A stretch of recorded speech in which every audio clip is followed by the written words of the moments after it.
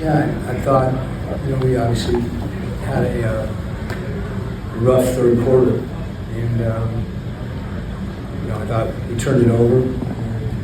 We didn't get great looks. I think we were making the right play. The ball was stopping, and that always when things aren't going the way we want them to, individually or collectively on the offensive end, we still have to guard.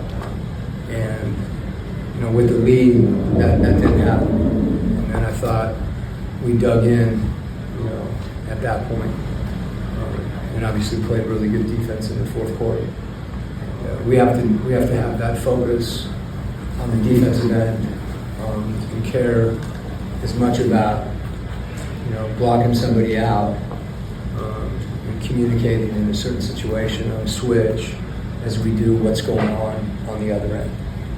I think there's times when our focus is too much on what's happening there, and not on what's happening here. So when you're turning it over, that makes everything hard. We knew this was, we talked about the key to the game is it's a possession game. And we didn't execute on that part because we turned it over. But to your original question, as I'm rambling on, I liked how we guarded, particularly down the stretch. To your point about turnovers, specifically in that third, it was 9 of your 20 came right then. Did you feel like they were kind of compounding on each other as kind of spiraling down? We usually point to a couple of things that, the reason we turn it. One, we have poor spacing, and we're playing in a crowd, and we don't pass. Those things kind of go together. And then when we did pass, there were bad passes. We passed the ball to the other team, we got tipped, we were throwing one-handed passes. When we needed a ball fake, we just didn't have the focus on our ball security, and we didn't have focus on the little things that allow us to move the ball and for it not to stop. And when the ball sticks with our group, we're just not as good a team. That's plain and simple. Hey, Coach. Seems like CJ's lead ranger seems like to provide this Hawks team a new way to open up on the offense side. So do you feel like this could be something that will be missing probably in the previous season? Yeah, CJ made some big plays for us. And, he's got the ability when we were getting pressure and we needed to attack to create. I would add that, we want to be selective. And he is selective about our shot profile. We shot almost 53s the other night in Memphis, and we only shot 26 tonight. And what that tells us is that when we drove to the basket, when we did get by, we didn't have our eyes out. We were taking harder shots and not getting clean looks from three. If we only take 26, that's a pretty big difference.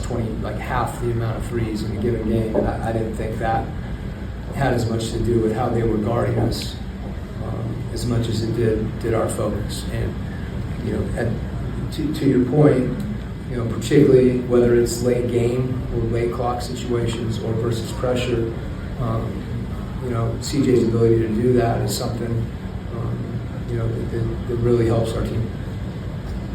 Coach, what have you seen from Jalen's passing games down the stretch and being able to take advantage of defense? Well, I think we've been methodical about how we've attacked late, and I think it's important for us to understand there's a difference between how we want to attack the last 5 minutes of the game versus the first 43 minutes of the game. We can't play that style of basketball for the whole game, and that's when it does get stagnant. And JJ's challenge is to feel those situations, and that's a responsibility that he has that I think he has embraced, and continuing to work on that and playing without the ball and running and doing a lot of the things that he's doing for us. It's a huge part of who we are as a team, and he's pivotal to that. So we want both. I want everything from Jim. Coach, how important was it? The team has been struggling a bit at home. How important was it back-to-back wins, and especially this win tonight at home? Yeah, I mentioned this before the game too. You you always want to play well at home, you know. And I know the Boston game, not to go back too far, but the Boston game was a painful loss.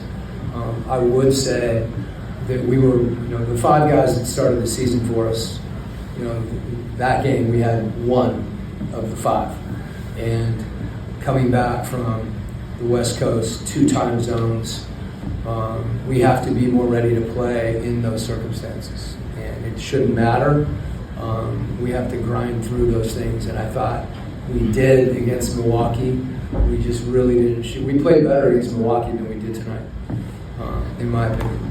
Certainly on the offensive end, we didn't have the stops late. That was the difference in the Milwaukee game.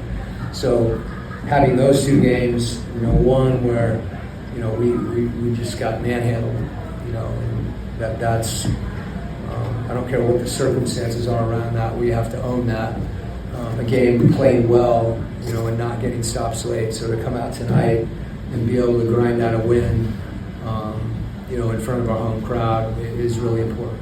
And you know, I think, you know, people can feel the way our team competed on the defensive end late, and that's what won the game. I know you always want to defend without fouling, but this is the season best 9 free throw attempts allowed in the game. Is there anything that's attributable to in this particular matchup, or just?